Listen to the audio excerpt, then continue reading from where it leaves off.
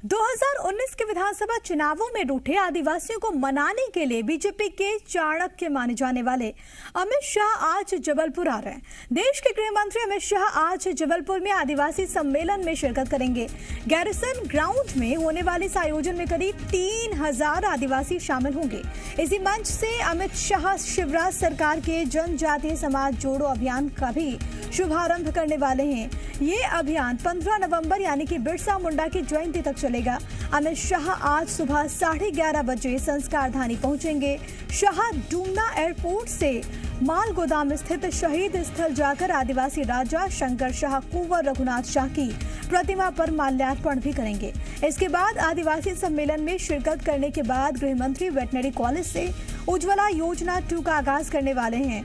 अमित शाह गोल बाजार के शहीद स्मारक पर भी कार्यकर्ताओं से मुखातिब होंगे, उनको संबोधित करेंगे। सीएम के साथ मां नर्मदा की आरती में भी वो शामिल होंगे। तो ये पूरा कार्यक्रम जो कि इस वक्त हम आपको बता करेंगे।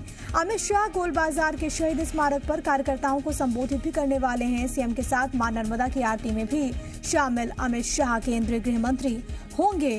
क्या कुछ ये पूरा दौरा है, किन मायनों में खास है, वो ग्राफिक्स के जरिए हम आपको बता रहे हैं। योजनाओं का पिटारा भी आज खुलेगा। उज्ज्वला योजना पार्ट 2 का आगाज होगा। मंच पर मौजूद रहेंगे मुख्यमंत्री भी, शिवराज सिंह चौहान भी वहां पर मौजूद रहेंगे।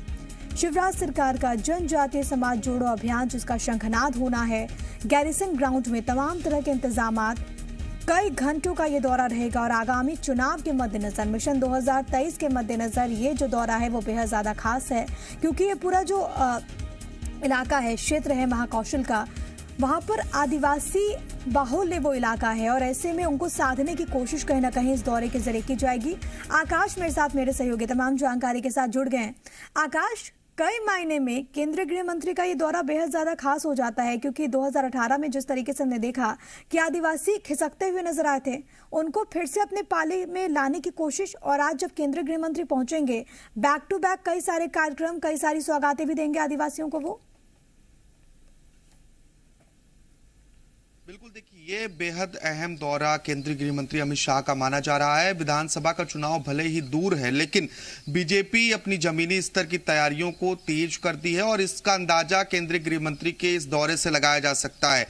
चूंकि गोंडवाना साम्राज्य के सबसे बड़े जो राजा थे शंकर शाह और उनके पुत्र कुंवर रघुनाथ शाह, दोनों ने अंग्रेजों के खिलाफ मोर्चा छोड़ा था और बाद में उन्हें अंग्रेजों ने मार दिया था, और इन्हीं के बलिदान दिवस को बीजेपी मना रही है और इसी के साथ ही आदिवासियों को साधने की भी कोशिश की जा रही है। इसी नजर से पूरे केंद्रीय मंत्री का ये दौरा देखा जा रहा है। चूंकि महाकौशल का जो क्षेत्र है, आपने ठीक कहा, अनूपपुर, डिंडोरी और छिंदवाड़ा ये जिले महाकौशल में आते हैं और जबलपुर से इन सभी को साधने की कोशिश की जाएगी। इन जिलों में आदिवासियों की आबादी अच्छी खासी मानी जाती है। करीब 2 करोड़ की आबादी मध्य प्रदेश में आदिवासियों की है और 230 विधानसभा सीटों में से 84 विधानसभा सीटों का प्रतिनिधित्व जो है वो आदिवासी बाहुल्य वोटें करती हैं, यानी कि यहाँ का जो वोट बैंक है, जो जनाधार है, वो आदिवासियों का है और यहीं से दिशा निर्धारित होती है कि आदिवासी किस ओर जाएंगे। और इसका नतीजा था कि 2018 में बीजेपी को बड़ा नुकसान हुआ था और प्रदेश में कांग्रेस की सरकार बनी थी। करीब 16 सीटें बीजेपी ने जीती थी, जबकि 30 सीट कांग्रेस के खाते में आई थी, यानी कि आधे से कम सीटें बीजेपी के पास थीं और एक सीट इस समय जो है वो निर्दलीय के खाते में भी गई थी। तो 2018 की गलती आगे ना हो, क्योंकि उपचुनाव है और आगे विधानसभा 23 की तैयारी भी है, तो ऐसे में कोई भी कोर कसर बीजेपी नहीं छोड़ रही है। इसी को लेकर बीते दिन एक बड़ी बैठक एसटी मोर्चा की, ऐसा मुद्दा है जिसको लेकर सियासत बहुत ज्यादा गर्म रही है और जिस तरीके से आप भी कह रहे हैं आकाश कि कई सीटों पर आदिवासियों की जो भूमिका होती है वो निर्णायक होती है, ऐसे में साधने की कोशिश भी कहीं ना कहीं अपने इस दौरे के जरिए की जाएगी। मैं चाहूंगी कि आकाश हमारे साथ आप बने रहिए। इस बीच एक और बड़ी खबर है, वो भी अपने दर्शकों को हम बता देते हैं। मौसम की बात कर लेते हैं, क्योंकि एमपी में मॉनसून मेहरबान है। मौसम विभाग ने कई जिलों में अलर्ट जारी कर दिया है। राजगढ़, झाबुआ, रतलाम, उज्जैन के अलावा शाजापुर, आगर, भिंड, मुरैना, श्योपुर कला में जारी किया गया है अलर्ट। राजधानी में छाए बादल, रुक रुक कर बारिश हो रही है, बूंदाबांदी, और ऐसे में जो लोग हैं उनके लिए राहत जरूर है, लेकिन परेशानियां उन इलाकों में बढ़ गई हैं जहां पर निर्माण कार्य चल रहे हैं। बाढ़ की वजह से जो हालात बने, उन क्षेत्रों के लिए भी मौसम विभाग ने जिस तरीके से अलर्ट जारी किया था, हालांकि पहले ही बात कह दी गई थी कि सितंबर में एक अच्छी बारिश देखने को मिलेगी और वो जो पूर्वानुमान है वो कहीं ना कहीं सटीक भी बैठ रहा है। आकाश मेरे साथ मेरे सहयोगी लगातार बने हुए हैं। आकाश, फिर से कई जिलों के लिए अलर्ट जारी कर दिया गया। भोपाल में क्या स्थिति इस वक्त? देखिए, राजधानी भोपाल में बीते कई दिनों से कभी बारिश हो रही है और कभी धूप हो रही है और यही सिलसिला बना हुआ है। आज की बात करें तो आज सुबह से ही काले बादल छाए हुए हैं, रुक रुक कर बारिश भी हो रही है और बूंदाबांदी बौछारें भी देखने को मिल रही हैं। मौसम विभाग ने येलो अलर्ट कई जिलों में प्रदेश के जारी किया है और इसमें वो जिले भी शामिल है जहां पहले बाढ़ आए थे और बाढ़ की स्थिति के कारण बहुत सारे नुकसान भी प्रदेश में देखने को मिला था। तो उन जिलों के लिए ये चिंता का विषय है। लेकिन कई अन्य जिले जो सूखा प्रभावित थे, वहां के किसानों के लिए ये बारिश जो है वो राहत का काम कर सकती है, क्योंकि अभी फसलों के पकने का भी समय है और जो कई जिले हैं वहां पर औसत से कम बारिश हुई है। तो राजधानी भोपाल की स्थिति यही है कि यहाँ पर अब डैम के दरवाजे भी खुल रहे हैं और लगातार मौसम की जो मेहरबानी है वो बनी हुई है। लेकिन यहाँ पर धूप कभी भी हो जाती है और कभी भी बारिश होने लगती है। इसी की वजह से कई सारी मौसमी बीमारियां भी बढ़ रही हैं। खास चिंता वाली बात यह कि ग्वालियर, चंबल संभाग, भिंड, मुरैना और श्योपुर कला ये जिले जो हैं और इस संभाग में जो जिले आते हैं वहां के लिए चिंता का विषय है, क्योंकि श्योपुर में बारिश ने भारी तबाही मचाई थी और ग्वालियर, चंबल पूरा संभाग जो है वो भीगा था बीते महीने और सरकार अभी यहाँ पर काम ही कर रही है। लेकिन अगर अब फिर से यहाँ पर तेज और भारी बारिश होती है और फिर पहले जैसे हालात बनते हैं तो जो तैयारियां सरकार ने की है, जिन चीजों को दुरुस्त किया गया था, उन्हें फिर से नुकसान पहुंच सकता है। जो बारिश है वो आफत भी लेकर आई है। बहुत धन्यवाद आकाश आपका दोनों खबरों पर दर्शकों तक जानकारी पहुंचाने के लिए। आगे बढ़ेंगे। वैक्सीनेशन के महाअभियान के तहत विदिशा के महाराणा प्रताप कॉलेज पहुंचे सीएम शिवराज सिंह ने कहा कि हम बहुत जल्दी तकलीफ भूल जाते हैं। उन्होंने कहा कि मैंने सड़क पर देखा कि लोग मास्क लगाना भूल गए। ऐसी लापरवाही ना बरतें। मेरी प्रार्थना है कि मास्क लगाएं और दूरी बनाकर रखें। इसके साथ ही मुख्यमंत्री शिवराज सिंह ने विदिशा के लोगों से वैक्सीन लगवाने की अपील की और कहा कि 20% लोगों को अभी तक टीके का पहला डोज नहीं लगा, जबकि विदिशा में सिर्फ 22% लोगों को ही दूसरा डोज लगा है। सभी प्रदेशवासियों से निवेदन है कि टीका का पहला डोज जरूर लगवाएं ताकि आप लोग सुरक्षित रहें। टीका लगवाने में किसी तरह की कोई लापरवाही न बरते। उन्होंने ये भी कहा कि तीसरी लहर को नहीं आने देना है, इससे अर्थव्यवस्था ठप हो जाती है, व्यापार बंद हो जाते हैं। प्रशासन को निर्देश दिए कि मोबाइल वैक्सीनेशन सेंटर बनाएं और लोगों को चिन्हित करके घर घर जाकर टीका लगवाएं। प्रधानमंत्री जी ये जिंदगी का डोज मुफ्त में दे रहे हैं। अब देने वाला फ्री में दे रहा है, हमको लगवाने में क्या दिक्कत है? जिनने पहला लगवा लिया पूरी तरह से, अगर सुरक्षित होना है तो दूसरा डोज भी जरूरी है। दूसरा डोज कितने परसेंट? 22%। दूसरा लगवाया 22% या 78% अभी बचे। तो वहीं सागर के नरियावली में युवक को जिंदा जलाने के मामले में तनाव कम नहीं हुआ है। कार्रवाई में देरी होने से नाराज ग्रामीणों ने सागर खुर्रई मार्ग पर जाम लगा दिया।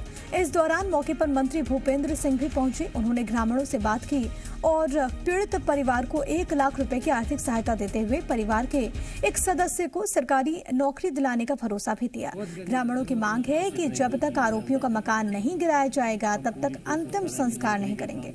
हालांकि पुलिस की मौजूदगी में मृतक का अंतिम संस्कार किया गया।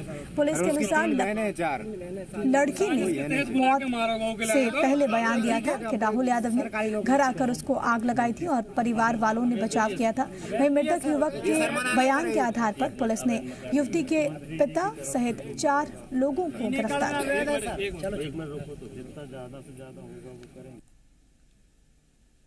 निर्दयता पूर्वक हत्या हुई है। जो आरोपी है उनके द्वारा जो हत्या हुई है, आमिर जिसकी हत्या हुई है वो आर्थिक रूप से बहुत ही हत्या की गई है, जलाकर, जिंदा जलाकर। बहुत ही दुखद घटना हुई है। इसमें हम माननीय मुख्यमंत्री जी से बात करेंगे और जो भी अधिकतम सहायता कोशिश ये करेंगे कि उसको परिवार को किसी को सरकारी नौकरी मिल जाए जिससे उनका परिवार। और यहाँ लाने पर इलाज के दौरान उसकी मृत्यु हुई। फिर वीडियो कथन भी कराए गए हैं। अभी शून्य पर प्रथम सूचना पंजीबद्ध की जा रही है। इसके उपरांत बड़ी सम्मत कार्रवाई आगे होगी। सरकारी जमीन पर कब्जे की कई खबरें आपने सुनी होंगी, देखी होंगी, लेकिन भिंड के मछंड गांव में मुक्ति धाम की जमीन पर स्वास्थ्य विभाग और दबंगों के कब्जे का अनोखा मामला सामने आया। गांव के लोग अब खोले में अंतिम संस्कार करने को विवश हैं। दरअसल मछंड के राजा नरेंद्र सिंह जुदेव ने आम लोगों को अंतिम संस्कार के लिए 12.5 बीघा जमीन दान दी, लेकिन आजादी के बाद स्टेट राज्य खत्म हो गया। आरोप है कि सरकारी अनदेखी की वजह से मुक्ति धाम की इसी जमीन पर स्वास्थ्य विभाग ने अस्पताल की बिल्डिंग खड़ी कर दी, जबकि कुछ जमीन पर स्थानीय दबंगों ने कब्जा कर लिया। अब मुक्ति धाम के लिए मात्र 1 बीघा जमीन बची है, लेकिन इस जमीन पर भी पानी भर जाने और गंदगी की वजह से अंतिम संस्कार नहीं किया जा सकता। ऐसे में गांव को लोग जो हैं वो बहुत ज्यादा परेशान हैं, सड़क किनारे खुले में अंतिम संस्कार करने को मजबूर हैं। गांव के लोगों ने कई बार जिला प्रशासन से भी गुहार लगाई, लेकिन बावजूद मुक्ति धाम की बची हुई जमीन पर कोई व्यवस्था नहीं की गई।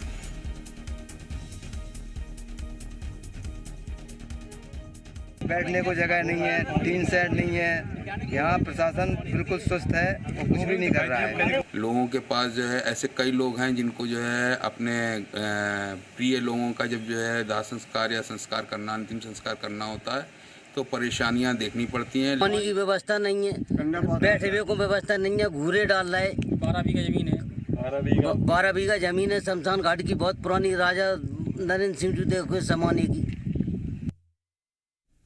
इंदौर पुलिस ने नकली दस्तावेज तैयार करने वाले गिरोह का भंडाफोड़ किया। पुलिस ने जिन आरोपियों को गिरफ्तार किया है, उन्होंने मात्र 150 रुपए में नकली सरकारी दस्तावेज बनाने की दुकान खोल रखी थी। राम सांखला की शिकायत पर पुलिस ने 2 आरोपियों को गिरफ्तार किया। आरोपियों के कब्जे से मिले कंप्यूटर में 500 से अधिक नकली कार्ड मिले।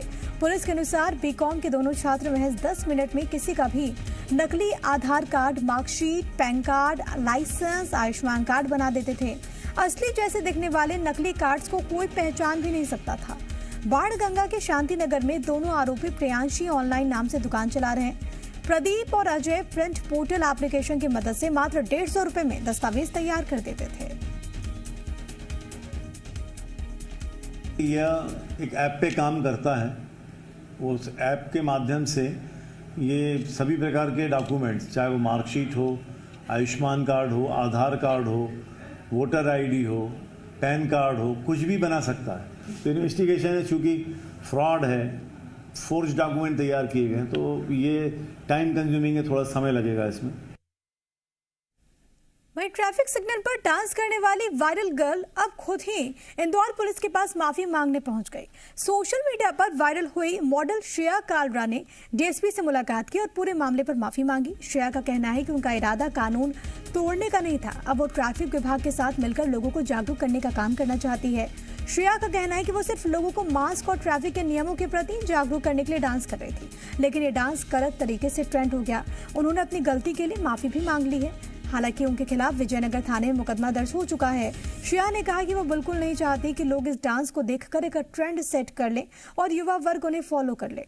पूरे मामले पर डीएसपी का कहना है कि श्रेया अपने परिवार के साथ माफी मांगने आई और अपनी गलती स्वीकार उन्होंने की है, इसलिए उनके खिलाफ होने वाली कार्रवाई को लेकर वरिष्ठ अधिकारियों से चर्चा की जाएगी।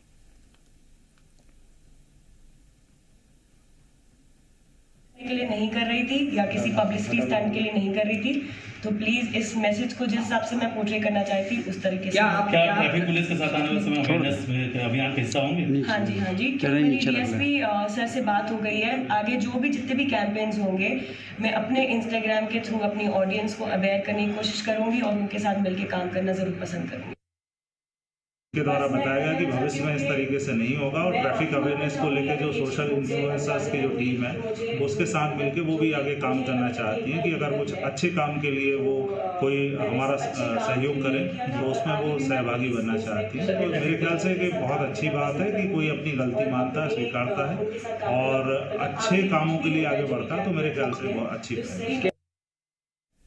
मध्य प्रदेश में रिश्वतखोरों के खिलाफ लगातार कार्रवाई जारी और इसी सिलसिले में रिश्वत की शिकायत पर लोकायुक्त पुलिस ने राजधानी भोपाल, मंदसौर, मंडला, सागर में कार्रवाई की। भोपाल में संभागीय पेंशन अधिकारी के चपरासी को 4000 की रिश्वत लेते रंगे हाथों गिरफ्तार किया गया। मंदसौर में 2 अधिकारियों को लोकायुक्त पुलिस ने गिरफ्तार किया। नगरीय परिषद के सीएमओ शुभारंभ परमार और करोट के पंचायत समन्वयक अधिकारी ओम प्रकाश राठौर को 5-5 हजार रुपए की रिश्वत लेते हुए पकड़ा गया। मंडला की नैनपुर तहसील में राजस्व निरीक्षक योगेश वरखड़े को किसान से 15,000 कैश और 13,000 रुपए चेक के जरिए रिश्वत लेते हुए गिरफ्तार किया गया। सागर में दलपतपुर स्कूल के प्राचार्य बबलेंद्र जैन और बाबू राजेश राय को शिक्षक से 3,000 रुपए रिश्वत लेते हुए गिरफ्तार किया गया।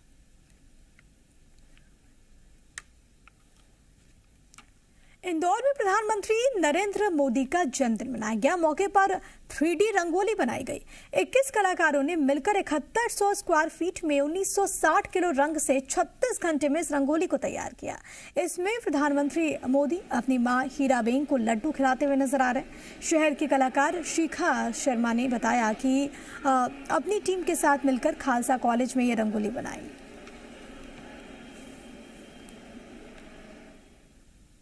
और फिलहाल वक्त एक बहुत ही छोटे से ब्रेक का, फौरन होंगे हाजिर।